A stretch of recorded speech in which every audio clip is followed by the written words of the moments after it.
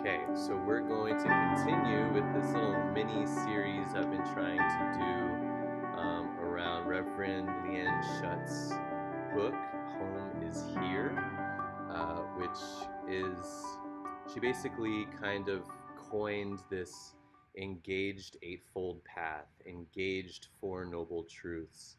And her book is a really powerful attempt to showcase the teachings of the Eightfold Path as they apply to anti-racist work and social justice work. And again, she's going to be here on October 5th, or she's going to be digitally here on October 5th to talk with us. There's no way we're going to get through the book before then, so I'm just going to try to hit as much as I can. And before we dive back into the book, I did want to mention something that happened yesterday. I went to, and Show You also showed up. Thank you for coming, Show You. I sent out a thing about a webinar that the Soto Zen Buddhist Association was hosting, which was a lecture and then question and answer from this Buddhist professor, but also practitioner named Dr. Rima Vesley Flad. I'll put that in the chat. And if anyone here wants that name, I can also tell you. Rima Vesley Flad. I saw her first at the 2021 Black and Buddhist Summit that Aoyatunde hosted. And I have like major Zoom Buddhist crush on her, not in like a romantic way, in like a intellectual practice kind of way. She's just, I love the way she shares things. So I was very excited to go, and I highly encourage you look into her work. But there was just one particular takeaway yesterday from the conference or the lecture that I thought was just really pertinent and something to share, because as I shared in my first lecture or first talk in this series, um, this is all part of our effort to become an actively anti-racist Sangha of inclusion and equity. I shared that chart, that kind of progression chart that organizations can go through on the path there. And I thought she said something that really addressed that. She addressed this notion because a lot of white dominant sanghas in America kind of lead with this like urgency to diversify. How do we get these people in here? How do we retain these people? How do we get them to stay? And, I'm certainly guilty of that. And she said, instead of this kind of urgent, let's fix the problem and let's she said, focus instead on your own education and your own experience with this work instead of jumping to that conclusion. How do we reach level 6 right now? In other words, something like that. And that just really, really resonated with me because I suffer from that urgency. And if there's not a certain ratio of this kind of person and that kind of person, then it's like, oh, we're a big failure. And no, no, no. But her invitation to really just spend the time and the energy, actually, instead of worrying about like counting numbers, dive into and really dig into your own relationship to this work. Reading things, talking to people, becoming familiar with the Black experience, the immigrant experience, the queer experience, the white experience, all of it really resonated for me, not just in this work, but in all aspects of our life. And so I just invite all of us to kind of watch when it comes to relationships, when it comes to projects, when it comes to the Sangha, when it comes to our own health. How often do we try to jump to the last step and then beat ourselves up about like not doing it? Or when someone we love is having a problem, how often do I like try to fix it right away? Right? That's kind of a cliche that, men try to fix the problem instead of just listen, right? And it's totally true. So I just thought that was a really beautiful invitation um, to focus instead on our own experience, our own education, our own bearing witness to um, whatever it is that we're trying to solve within ourselves. I thought that was a really beautiful invitation from her that I wanted to share. So, Dr. Rima Vesely Flad, please check her out. And now let's jump into the book. I'll try to get through as much as possible. So, where we left off last time is she was just starting to talk about location, the thought of seeing ourselves in a social location. And that kind of has to do with intersectionality. So, our age, our race, our gender, our nationality, our upbringing, our all the things that make up our karmic conditions. She talks about as being in a social location. I think that's a really nice way to put it. So I am going to share sound. Hopefully this will be better than last time for those of you that remember. And let's listen to Reverend Lian Shutt. In the Soto Zen tradition, when I'm asked to give a Dharma talk, it is customary at the beginning for me to thank the Beisho leader of the temple and the Tanto, who is the head of practice and the person whose job it is to invite me. Next, I thank my teachers. All of this is part of locating. It's not just common courtesy. It's to locate me in a lineage and in a sect of Buddhism and in a lineage of practitioners. Locating ourselves has significance. It takes effort and intentional attention to honor where we come from and who we are. At another place where I teach, we invite people to say what land they are on currently, to honor the indigenous peoples, and also as an act of anti-oppression by acknowledging we're on stolen land. We also invite people to share their pronouns as a way to say that we're inclusive of gender diversity. Other social locations that are often shared, depending on which community of practitioners I'm teaching or practicing with, are sexual orientation, class, ability, immigrant status, and neurodiversity. These are all frames of reference for knowing where and how we inhabit our locations, specifically in different systems of oppression. It can also locate us in communities and, therefore, in systems of joy and belonging.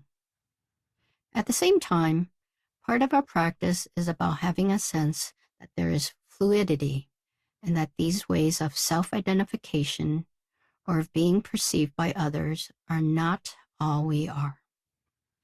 As practitioners of Buddhism, we want to be aware that identity arises due to present causes and conditions. Therefore, how we all come to be here in this place at this moment is always in context. Isn't that beautiful? Does everyone feel that a little bit? I just love because this is such the central question for those of us who are socially engaged, socially minded, but also drawn to this practice of no self. And Dr. Vesely Vlad yesterday really addressed this as well. Um, and again, I continue to promote the videos from the Black and Buddhist Summit because it's so important to see that this practice of knowing our location, understanding the karmic conditions that have brought us here, all of the oppressive and oppressed implications, and all the joyful implications, by truly knowing them, is how we can let go of them. And she says it so beautifully. Once we really become intimate with these identities, intersectionalities, then we can see how fluid they are. And as she says, they are not all we are. And it's just such a great way of gluing together this flow between, and Dogen said it too so clearly, to study the self is to forget the self. So this no self has nothing to do with don't tell me about your gender, don't tell me about your race, don't tell me about your family. It has everything to do with get to know your karmic conditions so fully that they no longer control you, but you can actually see their emptiness and fluidity. I also wanted to shout out Resma Menachem, who wrote My Grandmother's Hands, which is like a Bible for me.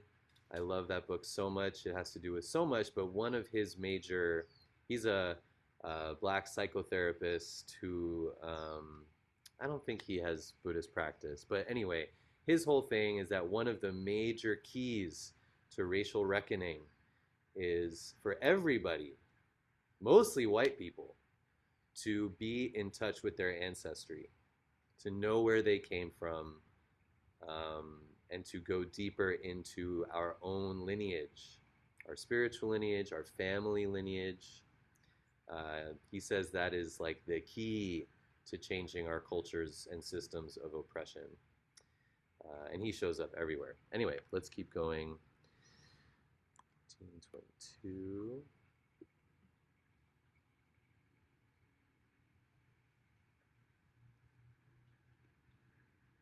Had to do the same. Additionally, writing this book has helped me to clarify the distinction between when self-work is needed and when structural work is needed. As I see it, when we're in the down power position in a system of oppression, it is essential to work on our individual healing from the hatred we've experienced and to heal the hurt and harm we've internalized from such a location. If we're in the up power position in a system of oppression, then our function is to work to heal the structure of that oppression. Maintaining wholeness is both individual work and structural in community work. Thus, in terms of racism, as an Asian American, self-healing is necessary and ongoing work for me to access and maintain well-being. However, as a person with a graduate degree and therefore labor access, I need to be mindful of and help activate class equity in an organization, policy, or other structural formulations as a function of being anti-classist. So does everyone see what she's painting here? It's very clear and it's a very bold statement.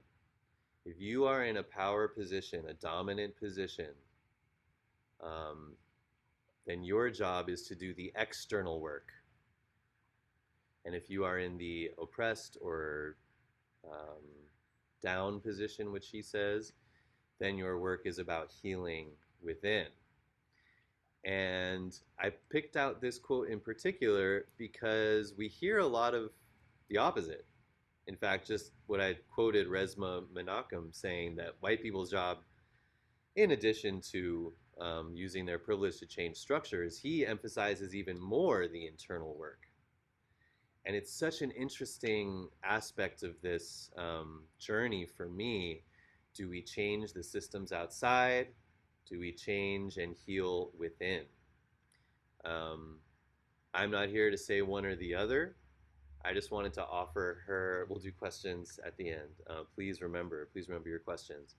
Um, so I just thought it was very interesting that she's making this very clear. Like, if you are a man, then when it comes to gender, you have to do the external work, and if you're a woman, when it comes to gender, you have to do the internal work.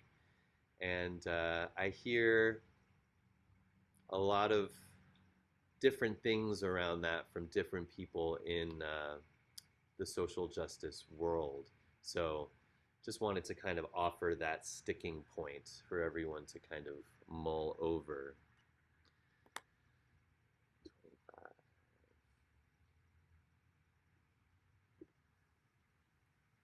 My offering to you.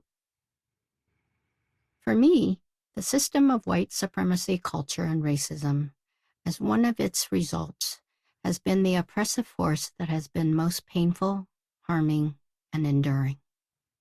It classifies, stratifies, and enforces constructed racial categories. I have worked hard to learn about it and extricate myself from it through studies, activism, and work to address its impact. All these experiences of learning have been useful. However, Buddhism brought a framing to these issues in a way that has been freeing. After practicing and teaching Buddhism for over 25 years, I have come to realize how any single social location that I have been taught, internalized, experienced, and imputed on by others is not one that is solid nor enduring. There's a way to understand, be with, and then find empowerment and the agency to use our locations when useful or skillful, and yet not be used by them. There are ways to reframe our understanding and experiences by freeing ourselves from constructs. This book is an exploration of how this can be achieved through the engaged Four Noble Truths as applied to race and racialization. It also describes and provides a means for healing and restoration from the impacts of white supremacy culture's racism in ways that support your reframing of them in experiential ways. So I think that's a pretty basic introduction to the book itself. So I wanted to share that. And also just to hear a queer person of color just share so honestly that white supremacy culture has been the most painful thing in their life. I need to hear that. Um, and also, I just, being in San Diego and being from where I'm from and my family and so many social activists out in the world, lobbyists, advocating, activating, sometimes I really doubt that Buddhism, meditation, stillness has any business or has anything to do with um, healing and change and evolution of our, what Larry Ward, rest in peace, would call our racial karma. Um, and so I just really find hope and inspiration from this particular teacher sharing her experience that Buddhism actually, in fact, has um, played a significant role not only in her healing, but in revealing paths to equity and change. Because sometimes it's hard to see. Um, yeah, okay. And then I'll just go through this next one. Kind of the whole book is about the engaged eightfold path. And here she kind of introduces the basic concept of that. The book is then divided into these three parts with the corresponding Eightfold Path factors, with reframe names that are explained in their corresponding chapters. Part 1. Seeing the world as it is. Skillful View is presented in 2 chapters. First, to fully present the engaged Four Noble Truths. Second, we'll look at karma, racial conditioning, and social locations and systems of domination. So, skillful view, right? I like that she uses skillful. Traditionally, we hear right view, right concentration, right effort, but she uses skillful. Um, just let that marinate. So, this skillful view, the view of seeing ourselves as socially located, so beautiful. All right. Skillful concentration is the meditative quality that supports us to be with the challenges of acknowledging the deep hurt and harm of white supremacy culture. So, as I've talked about with a number of you, concentration is not just about having this blank mind all the time. It's about facing what is, as she said, seeing the world as it is. So, part of this skillful concentration is being able to concentrate with the harm that has been caused through systems of oppression. Love that. Part 2. What the world needs now. Skillful motivation describes how we can change our conditioned beliefs to reflect our own contemporary values, which inclines us toward social justice and restoration. Skillful effort gives us clear guidance for ways to transform unwholesome karmic seeds and to cultivate new wholesome ones. Is everyone seeing how she's using these traditional Buddhist teachings to like directly address systems of oppression in the modern world? Is that coming through a little bit? All right, we'll do our best. Here we go. Skillful mindfulness will give us the wherewithal to move from surviving to thriving. Skillful speech shifts the focus of communication, transforming internalized racism or privileges embedded in our location in white supremacy culture. Skillful speech, transforming our speech from being harmful to being inclusive and harmonious. So important.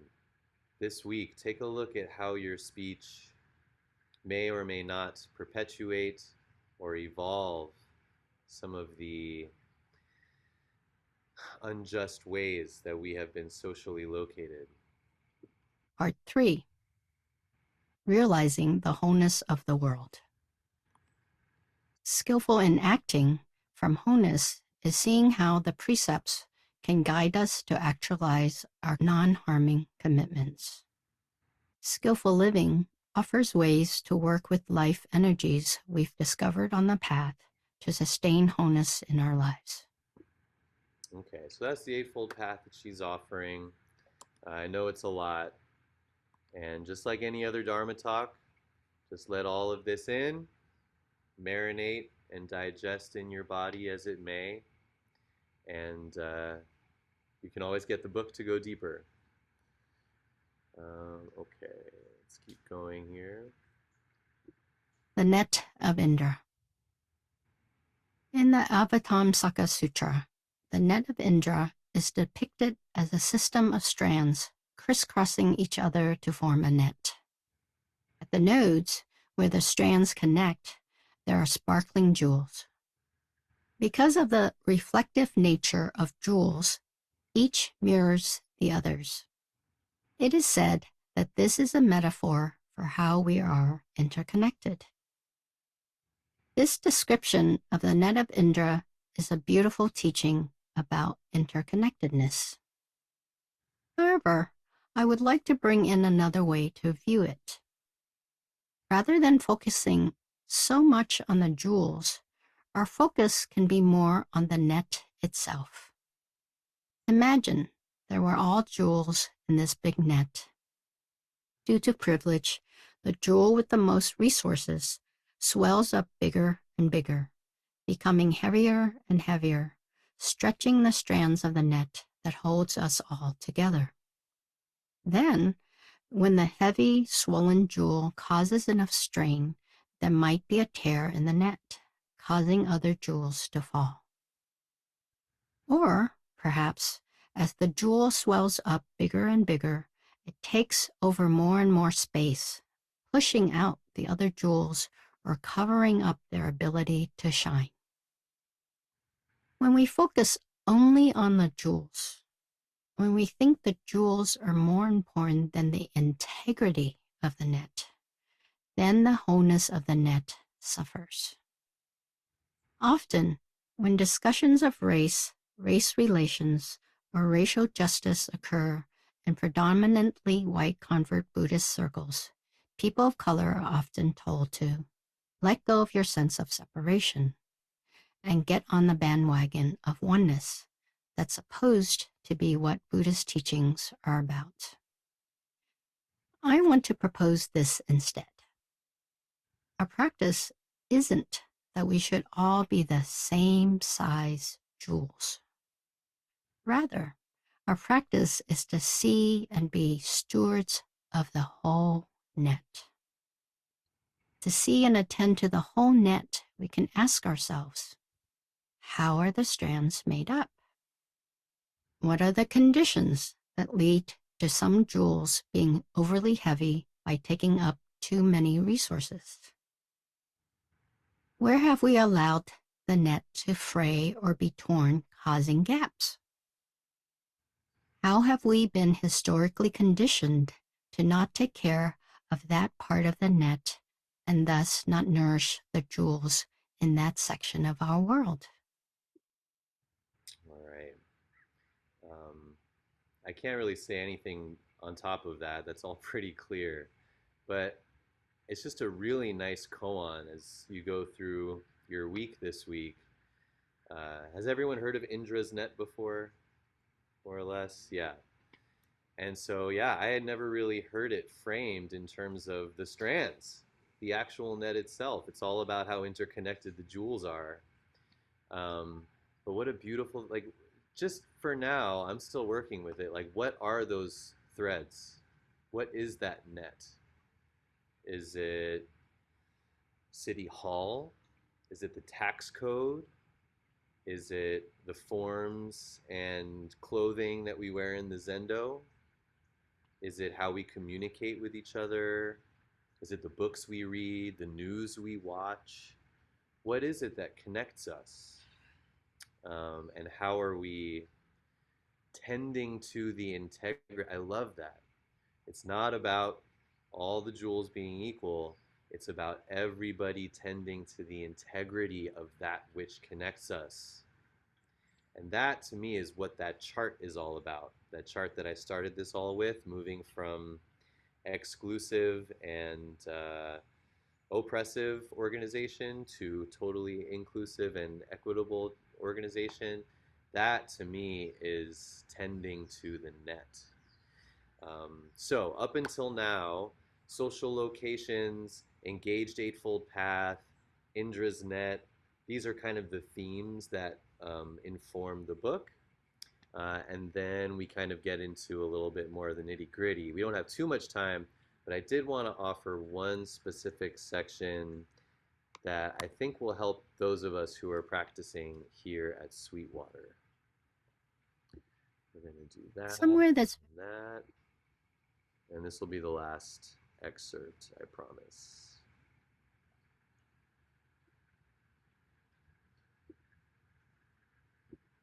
Mm.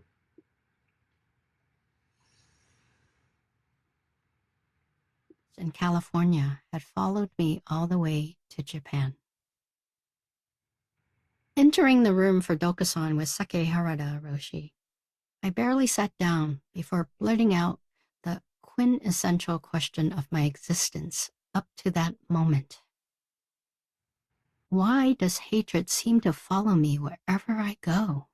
I asked. Sake Harada didn't hesitate. No hatred completely, he answered.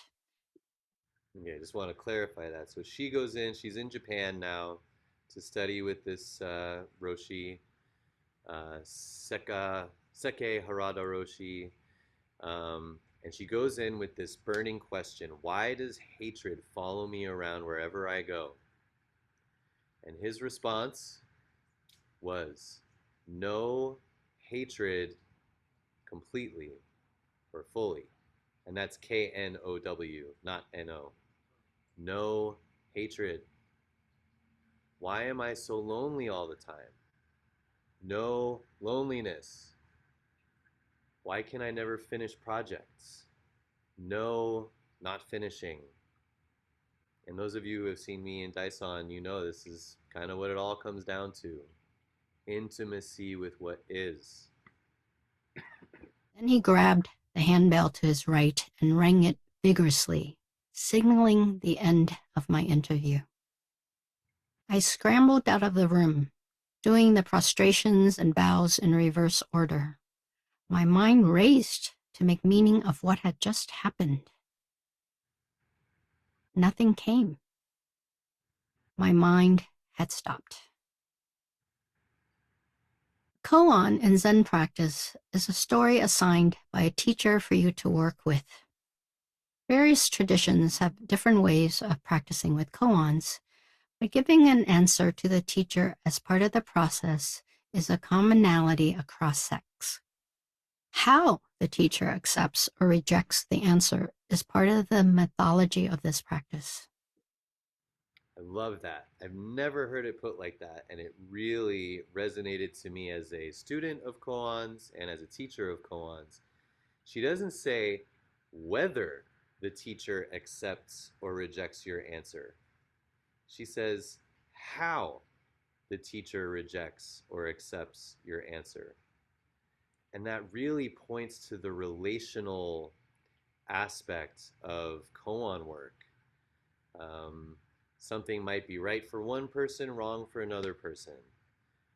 Something might be like the right answer, but like how it's done, it's just so mysterious. And that's why she says the mythology, or, the mystic nature of this koan practice. So I know that doesn't really give a lot to hold on to, but just to invite this notion of how the answer is given and received is so much more relevant than whether the answer is received. A well-known koan is, at this very moment, what is your original face before your parents were born? Many people think koans are paradoxes, but really they're stories to stop your mind, to bump it off its loop of incessant and well-worn patterns of thinking, planning, and processing. Koans open us to an understanding that's beyond habitual thinking. Life also gives us koans. For me, racism has been a koan I've turned over and over. Studying race theory was one of my answers to this koan. Other answers from my life have included activism and various jobs as a social worker focused on addressing the harmful results of racism. All of these were good answers. In Zen, we like to say, the question is more important than the answer. Why? Because questions often come up at uncomfortable moments. Deep questions arise when we're faced with circumstances in which our coping mechanisms aren't working anymore. At such moments, transformational change is possible if we stay open to all answers, especially unexpected ones. And this is reminiscent of Bernie's three tenets that we talk about. Not knowing, bearing witness is stopping and being open to all answers. The system of white supremacy centers whiteness and makes itself subject, while juxtaposing people of color as other, fragmenting us all into the delusion of separateness. Aware of this dynamic and its harm to people of color, I had to be careful to not simply search outside of myself for answers. Like many Asian Americans and other people of color, at some point I had to learn to value myself, reclaiming the validity of my own experience in any moment and in any condition. Buddhist practice over many years has supported me to return to knowing and trusting my wholeness. No hatred completely. That moment with Roshi stopped my mind from its habitual looping to try to understand racism. All my intellectual theories and years of anti-racist work didn't address my suffering in a useful way at this crucial point of my life. That moment stopped my frantic search to find some reason why hatred kept following me. What I needed was to attend to the hurt and harm from being the target of racism. In Buddhism, we practice to be able to find settledness and clarity that's not dependent on the conditions of the world. To find such settledness and clarity, we have to attend to our suffering in body, heart, and mind. The koan of racism was not just something that I wanted to understand. What I really want, even now, is to heal from the hurt and pain I've carried. It's beautiful. So yeah, she's really painting the role that Buddhism has played in her own healing and her own work. And I'll just kind of posit or offer, like in the spirit of Resma Menachem, who I mentioned earlier, that this work of healing from racialized trauma is for everybody, not just people of color, because we all suffer from oppressive systems. No doubt about it. Um, so, thank you for allowing me to let Reverend Leanne do most of the talking here. I think that's important. I love that her voice can be here with us. And I love centering her voice. And hopefully, it inspires us to get deeper in touch with our own place on this Indra's net. And let's go tend to it. Thank you all so much. So please, questions, comments,